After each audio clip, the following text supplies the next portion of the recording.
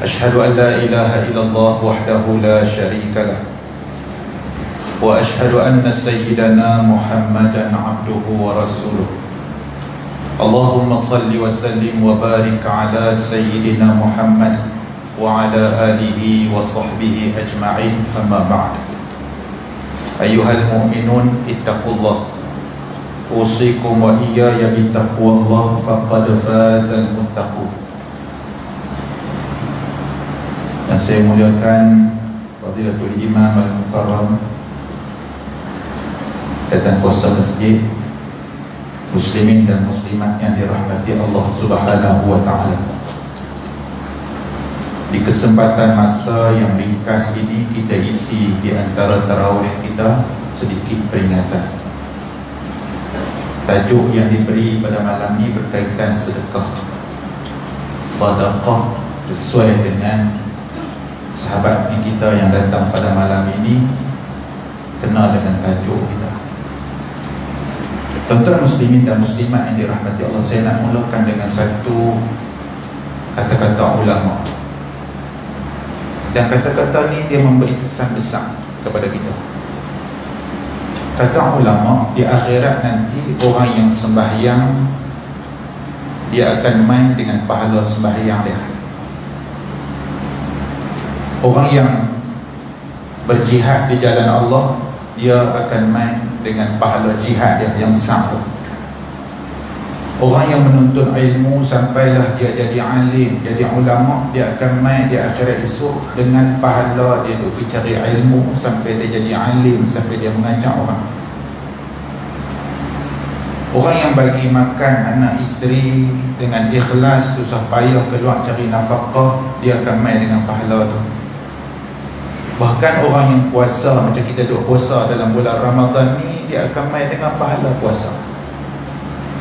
Sungguh ajaib, kata ulama, ada satu hamba Allah, dia akan main dengan semua pahala dia. Dia akan main dengan pahala jihad, dia akan main dengan pahala sembahyang, dia akan main dengan pahala menuntut ilmu, dia akan main dengan semua pahala-pahala yang disebut tadi, kerana satu amalan yang dia buat yang menyebabkan dia dapat semua pahala tadi, iaitulah sedekatun, sedekah. Dia dengar anak qaryah nak keluar daripada padang serai, nak terbang pergi ke Mesir, nak pergi ke Syria, nak pergi ke mana menuntut ilmu, dia bagi tajaan sikit duit dia kerana dia ada lebihan rezeki. Budak ni pergi mengaji sampai alim, sampai dapat master, sampai dapat PhD, balik jadi tok guru besar, mengajar orang sampai akhir umur dia. Pahala dia pergi mengaji sampailah jadi orang alim ni, balik mengajar orang ni, pahala tu mengalir kepada orang yang tajar dia. Esok bawa pahala kawan ni dan pahala yang kawan yang alim tadi tak kurang sikit pun.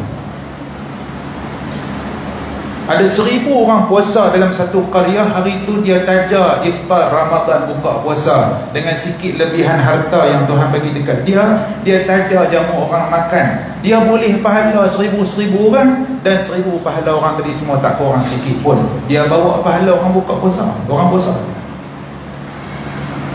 Demikianlah sahabat-sahabat Nabi ketika satu di zaman Rasulullah dahulu yang tak mampu keluar berjihad kerana ada keuzuran, tapi ada duit, ada kelengkapan perang, ada kuda, ada senjata. Tajar sahabat seorang ni kerana dia mampu pi tapi dia miskin, dia pi dengan barang yang dibekalkan oleh seseorang, dengan sedekah tadi, dengan infak tadi, dengan tajaan tadi.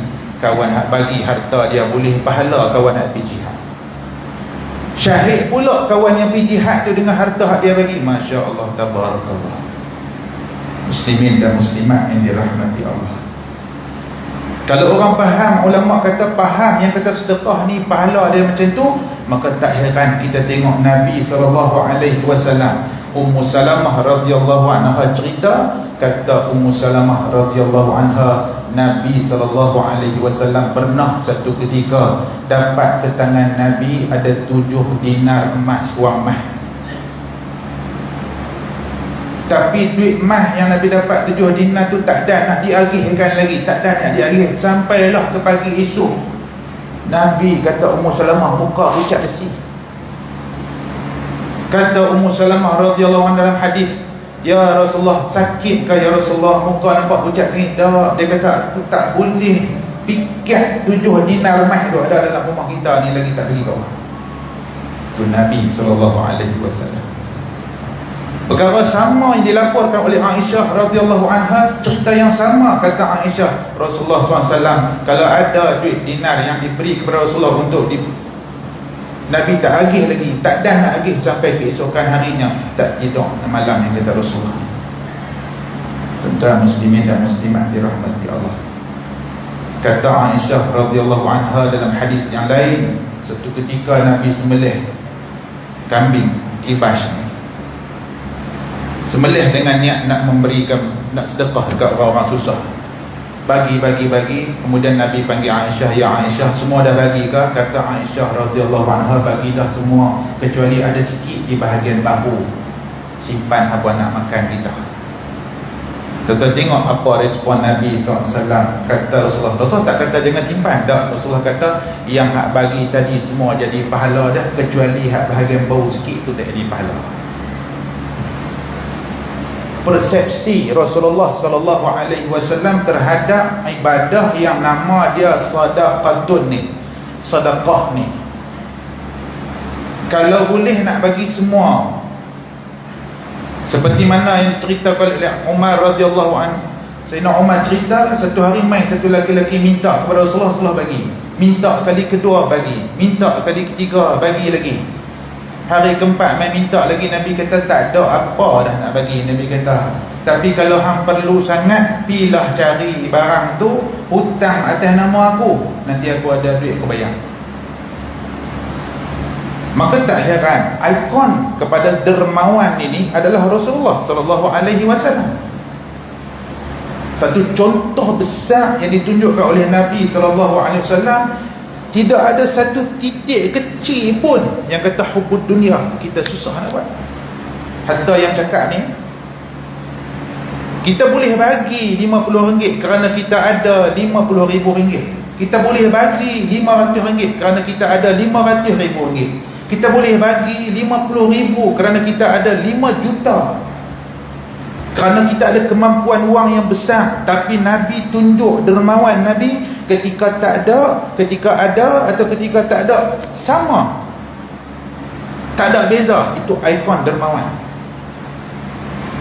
Jadi tuan-tuan muslimin dan muslimat yang dirahmati Allah, maka tak heranlah Rasulullah yang hebat ini melahirkan sahabat seumpama Sayyidina Abdul Rahman bin Auf, yang hari wafatnya meninggalkan 3.2 juta dinar.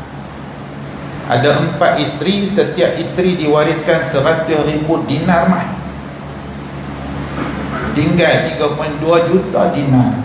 Maka tidak heranlah Rasulullah yang sehebat ini dapat membentuk peribadi sahabat seumpama Sayyidina Uthman bin Affan, seumpama Az-Zubair bin Al-Awwam. Kita baca cerita Az-Zubair bin Al-Awwam ini sepupu Nabi, anak kepada mak penakar Rasulullah, Safiyah binti Abdul Muttalib. Kita baca cerita sahabat-sahabat ni, maka tak heranlah ada sahabat seumpama Sa'ad bin Abi Waqqas. Pasal apa? Pasal dia tengok peribadi yang hebat depan mata dia. Muslimin dan muslimat yang dirahmati Allah, dalam Al-Quran ayat 10 Al-Munafiqun, Allah kata ni ada 2 amalan yang setiap orang nak mati menyesal tak buat. Kata Allah, wa anfiqu mimma razaqnakum min qabli an ya'tiya ahadakumul maut fayaqula rabbi laula akhartani ila ajalin qarib fa asaddaqa wa akum minas salihin. Doa dia minta. Ni bukan nak ngajak kita, nak tazkirah aja. Ringkasnya dalam ayat ni Allah nak kata apa? Keluarkanlah harta, nafkahkanlah, berilah, sumbanglah, dermalah apa yang Tuhan rezekikan dekat kita yang berupa harta ni, duit, ringgit, kekayaan, kemewahan, kesenangan ni, buat keluar. Sama ada kita miliki sikit atau banyak. Min qabli an ya'tiya ahadakumul maut, Allah kata sebelum mai hari mati kita. Sebab bila mai hari mati, fayaqula rabbi laula akhartani ila ajalin qarib. Semua akan minta sama, ya Allah, extend sikit masa, bagi sikit masa dekat aku. Tuhan bagi 70 tahun, dia mula kaya umur 35, dia jutawan pada umur muda. Tuhan bagi sampai 70 tahun. Hari ke umur dah 70 tahun, Allah takdir dia mati tahun tu. Dia kata, ya Allah, bagi dekat aku sikit masa, bagi sejam dua aja. Itu manusia. 50 tahun jadi orang kaya, dia tak sedar. 40 tahun dia tak sedar. Tapi dia nak minta sejam saja. Dia nak minta kalau boleh seminit pun tak apa. Nak pergi sign check tak? Nak panggil anak, bawa main cek ayah tak? Hang tulis 1-0 bagi lebih daripada 7. Masa tu lah aku nak tanya saja. Berapa saat? 10 saat saja. Tuhan kata apa? Ni Quran kata. Waktu tu dia nak minta apa? Fa'asaddaqa. Ni dua manusia, dia akan minta dua benda. Pertama, dia nak sedekah. Kata Ibnu Katsir dalam tafsir ayat ini, maksud di sini ialah pertama, orang yang dia patutnya guna duit untuk benda wajib, macam zakat, macam pergi haji tapi dia tak buat, pun sama, dia akan minta hal ni juga. Ya Allah, aku nak pergi haji. Ya Allah, aku nak keluar zakat. Satu lagi ulama kata, iaitu benda-benda yang ada peluang dia buat. Ni orang minta ulama untuk mujahidin, untuk orang-orang yang berjihad fisabilillah, untuk orang-orang yang kesempitan hidup, untuk orang tak ada makan, anak-anak di Syria tak ada.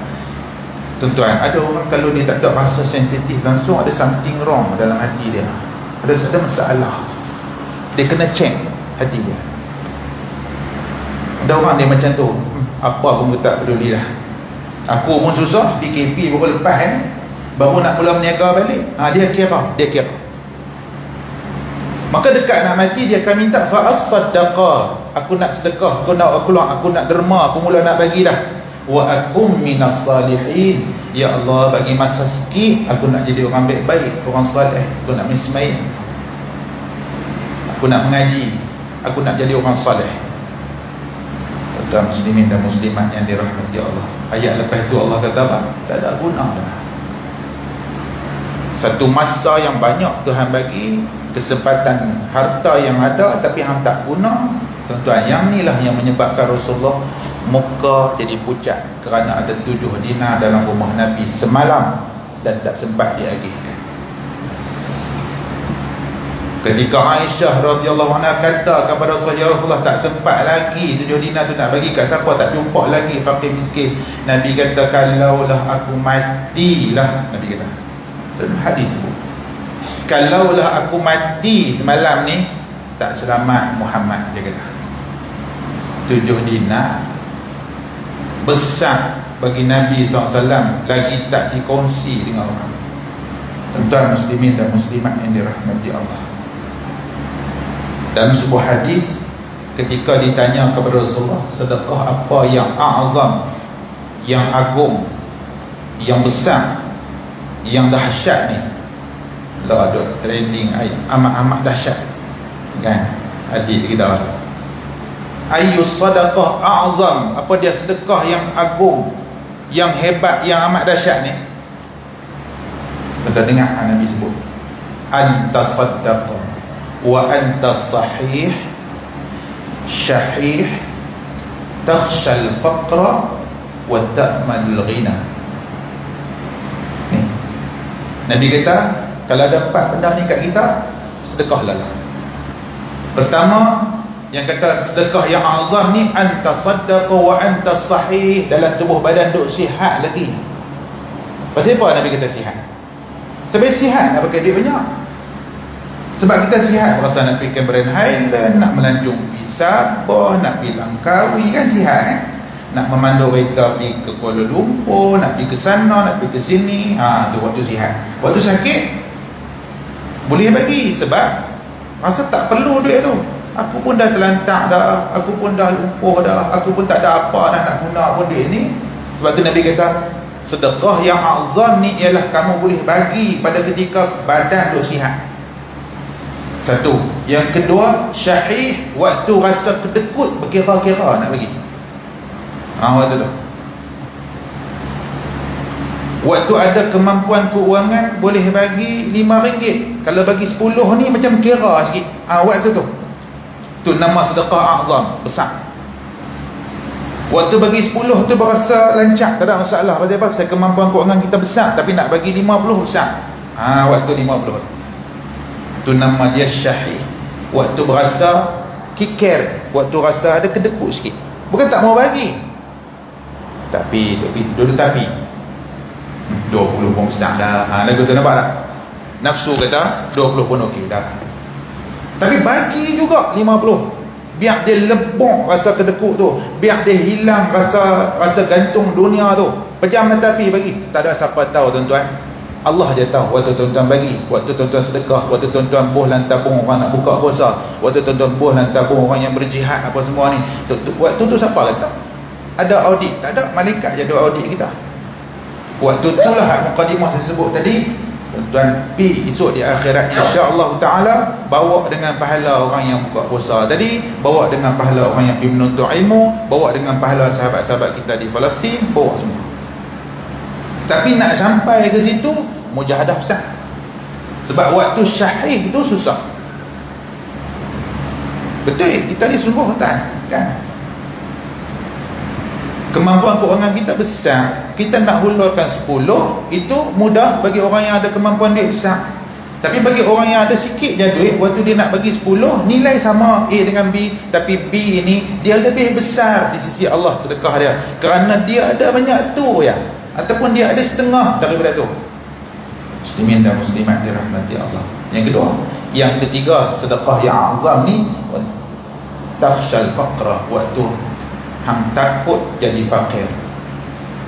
Ni waktu kita ni, waktu baru bergelut dengan pandemik, waktu berniaga baru nak jadi. Waktu ni Tuhan uji kita. Alhamdulillah, hak niaga bazar, hak niaga baju, hak niaga kuih raya, hak niaga macam-macam ni ada boleh duit dah lah ni. Waktu ni Tuhan nak test, dia nak tengok ni aku hantar mai sahabat seagama mai tu minta. Nak tengok boleh tak boleh? Aku pun baru 3-4 hari untuk dia mula mai. Takhshal faqra, takut fakir.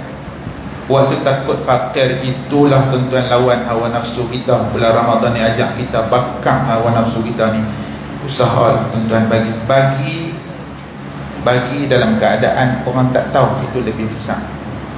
Nabi janji dalam hadis yang lain ada 7 golongan dapat naungan di akhirat esok. Salah satu dia apa dia? Iaitu satu hamba Allah yang boleh menginfakkan, bersedekah, bagi harta dia di jalan Allah dengan tangan kanan sedangkan kiri tak tahu. Itu besar. Janji yang besar untuk orang yang berjuang besar macam tu.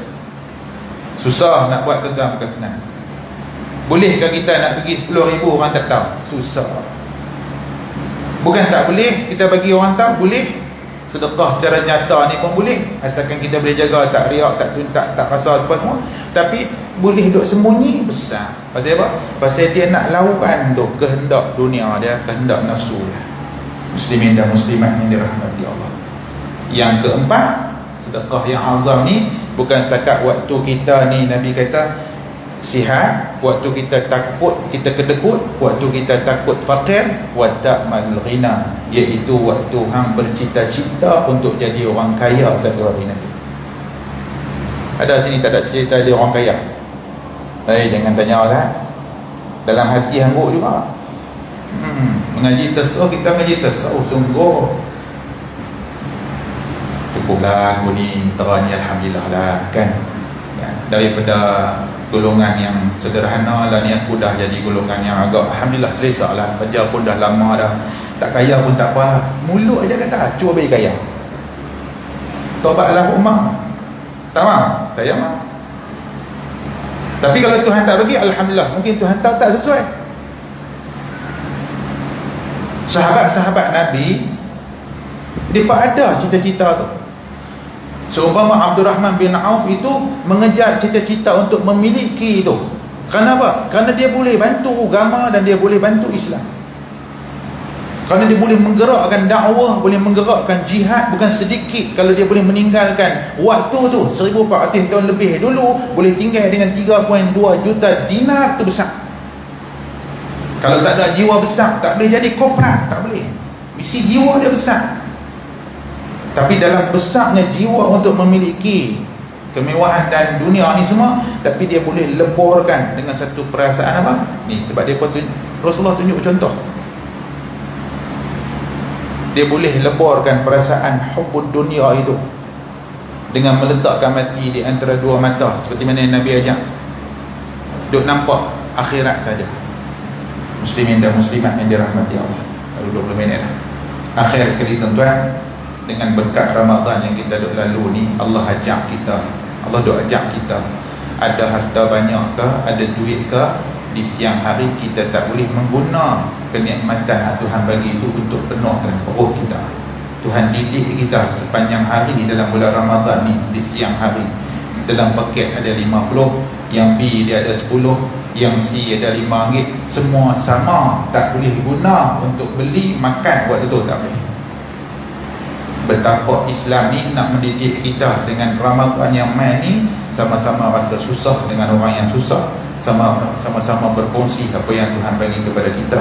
Mudah-mudahan dengan berkat Ramadan yang kita lalu ini, Allah bagi kekuatan kepada kita untuk kita kikih buang daripada hati kita rasa cinta pada dunia. Dunia itu biar dalam genggaman kita, tetapi bukan di hati kita. Didiklah dia supaya lebur perasaan itu. Nah, kesimpulan ringkas 10 saat yang terakhir, kata ulama, Rasulullah SAW tidak pernah berkata tidak kalau orang minta, kecuali pada satu perkataan sahaja, iaitu tidak pada la ilaha illallah. Kalau orang minta, Nabi tak kata tak. Orang minta, Nabi tak kata tak. Tapi kalau bab duakan Allah, mensyirikkan Allah, itu sahaja yang Rasulullah kata la ilaha illallah. Demikianlah bersihnya hati Rasulullah, mendidik kita menjadi orang-orang yang tidak cintakan dunia dan kuat bersedekah. Nah, aku qauli hada astaghfirullahal azim. Assalamualaikum warahmatullahi wabarakatuh. Takbir.